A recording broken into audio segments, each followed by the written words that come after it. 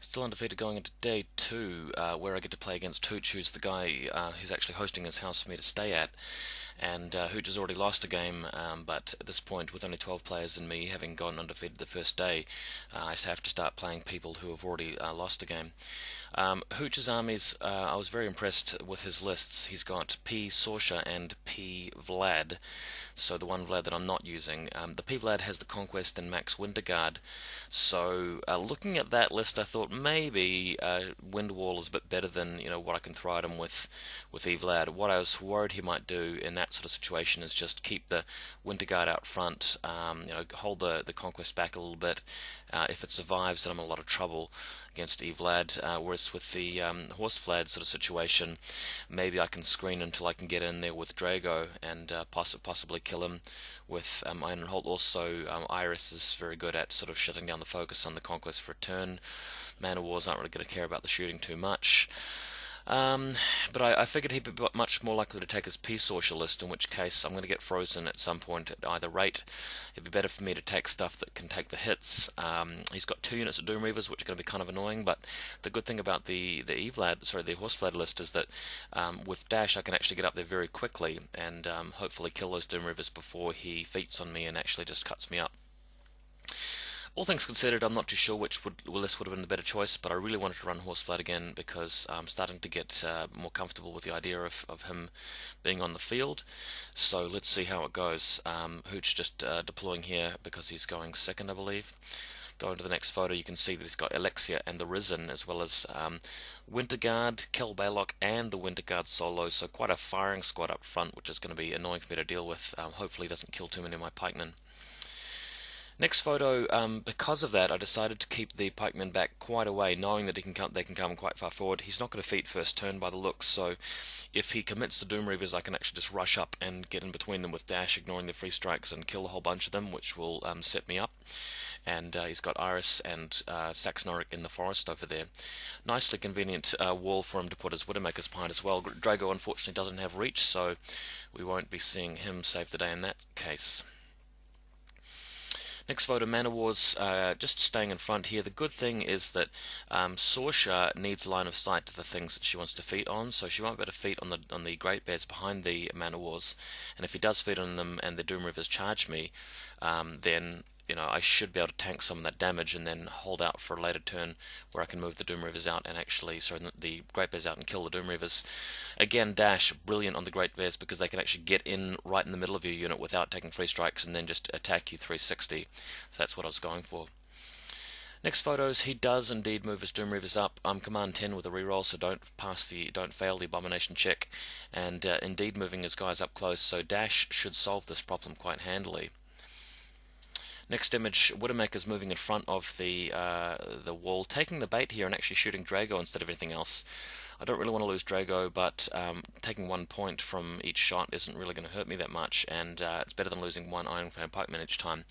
Alexia getting into position to collect as many corpse tokens or soul tokens as she can, and the Spriggan just coming up the rear here. So, going to the next photo, this is the main play. Kovnik gives the +2 speed, Vlad gives them +1 speed. The moving up speed 9 with the Shield Wall command, they have got Hand of Fate on them. These guys kill all the Doom Reavers except for one guy, and that one guy is actually pretty bad because he can actually kill, his unlimited number of guys that are in his control, in his melee range as it stands. But Hand of Fate is pretty awesome here because they need 7s to hit. 7s on 3 dice to drop the lowest is actually pretty easy, and they're going to automatically kill any Doom Reavers that they hit. So that was quite cool. And then moving into Shield Wall. So what I had to do here is Shield Wall up in a position where he couldn't get to too many of them. So that's what it looks like at the end of it. Really getting in his way there. What I want to do is prevent Sorscha from coming past them all and feeding while she's in the middle of my army.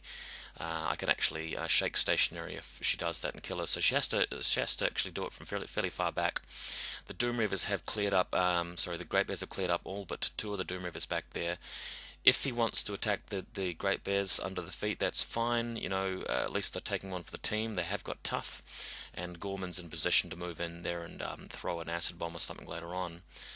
But not feeling too bad about this. I mean, there are going to be a lot of Risen on the field, but Risen don't hit particularly hard. If they hit me automatically, no big deal. I'm in Shield Wall for Armor 18. I think I'm still Shield Wall while I'm stationary, so that's no problem. So, bracing for the worst here. Here comes Sorscha now, and that's a photo of her in the middle there, popping her feet with more Risen planted down from Alexia, so it's all on. Next photo, one Doom Reaver by himself cuts down about 4 Great Bears, so 4, whatchamacallits, 4 Iron Fangs, Gorman, which is a bit of a converted proxy Gorman there, you can see in front of the flag, moving out to throw some sort of black oil or do something or other there. And the Risen actually doing a fair bit of damage to the pikemen as well. And the Widowmaker's actually continuing to shoot Drago for some reason. I'm not really sure what they're trying to achieve there, but they are sort of keep continuing to shoot for his movement. And one Doom Reaver over here actually managed to kill the Great Bear, but I think I toughed on the other ones. No knockdown, which is fine. One of his Doom Reavers charged my Mana Wars that completely shrugged it off, so that was hilarious. And the Spriggan moving in to take out a couple of Iron Fangs as well, so that's me. And the problem is that I'm still frozen for my turn.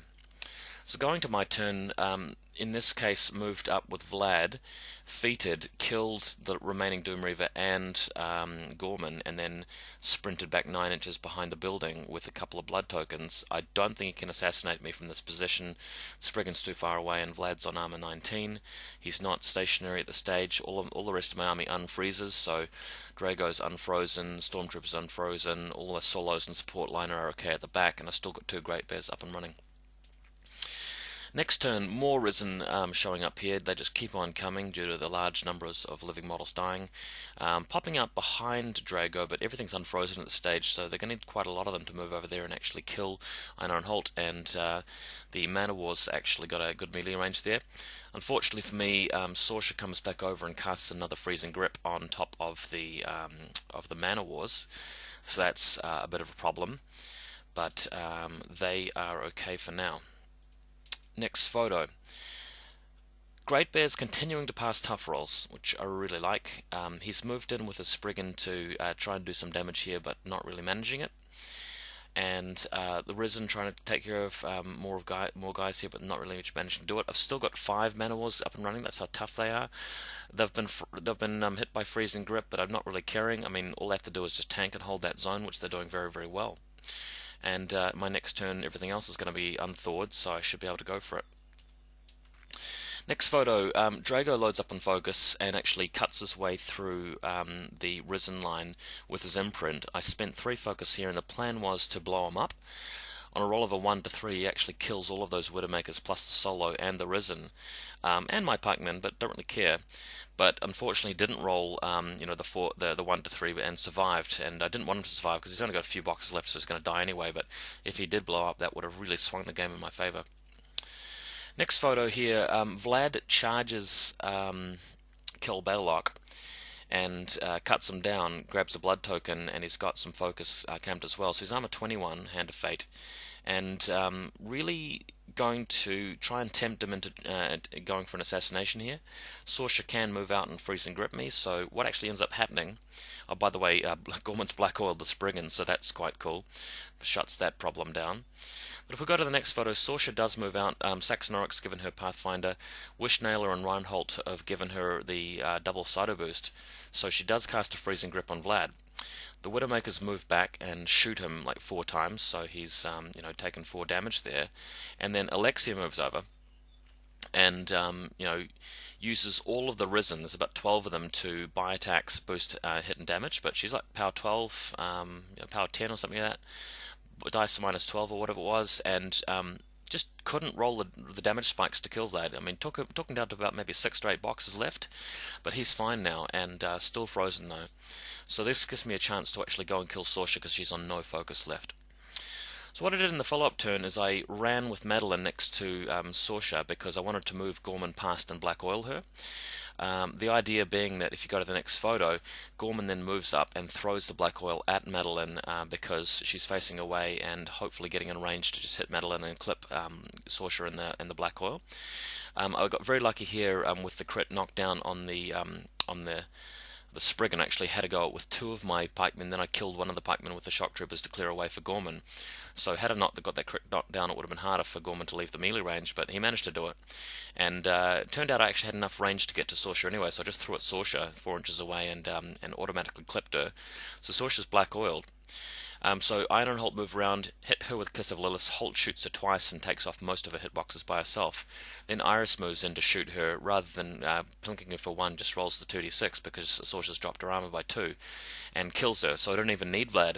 Then my opponent pointed out to me that I hadn't even bothered to shake stationary in my control phase, so I would have actually had to tank a whole second round of Sorscha trying to kill me if my solos hadn't actually assassinated her. I've still possibly got enough range to get around with one of the Great Bears to charge her. But the funny thing is that I didn't even remember to go in with Vlad, which was going to be the last option there to actually kill her, which would have succeeded by a mile, by a country mile. But completely forgot about the stationary shake, so I better try and remember to do that in the future. Anyway, that was an exciting game 5, actually a very close one, a very enjoyable one. So thanks to my opponent Hooch there, and I hope you guys enjoyed this one. Still undefeated going into the last couple of games.